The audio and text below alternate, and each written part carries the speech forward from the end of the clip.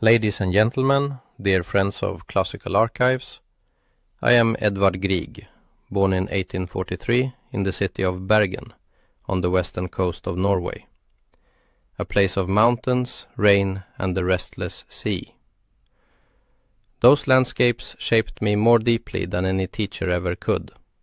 The fjords and mists of my homeland have always been part of my music. Their colors and rhythms flow through every melody I wrote. I began my studies in Leipzig at the conservatory, where the discipline of German training, harmony, counterpoint, and form was drummed into me. I admired that rigor, but I also longed to hear the voice of Norway, a voice that, at the time, was still searching for itself. When I met Ole Bull, our great violinist and champion of Norwegian art, he urged me to look homeward. Write our music, he said, and I did.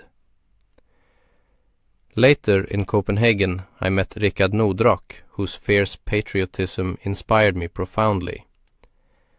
Together we dreamed of a Norwegian musical identity, one that would speak in our own dialect, not in borrowed accents.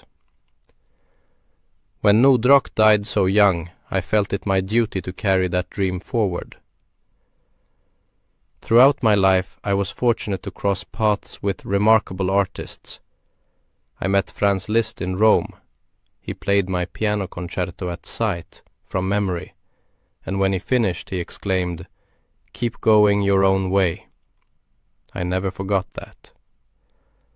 I also corresponded with Tchaikovsky, who was kind enough to call me a master miniaturist, a title I took as both compliment and truth. My talent was not for grand symphonies, but for intimate forms, songs, piano pieces, chamber music, places where a single breath of melody could carry all the emotion of a long journey.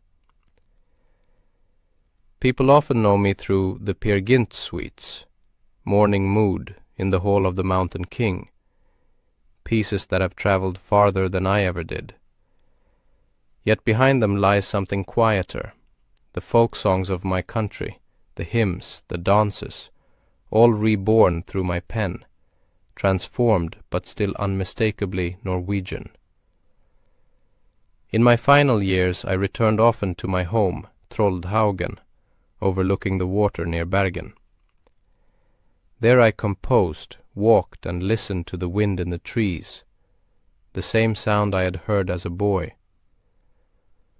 I passed away in 1907 in Bergen, surrounded by that same landscape.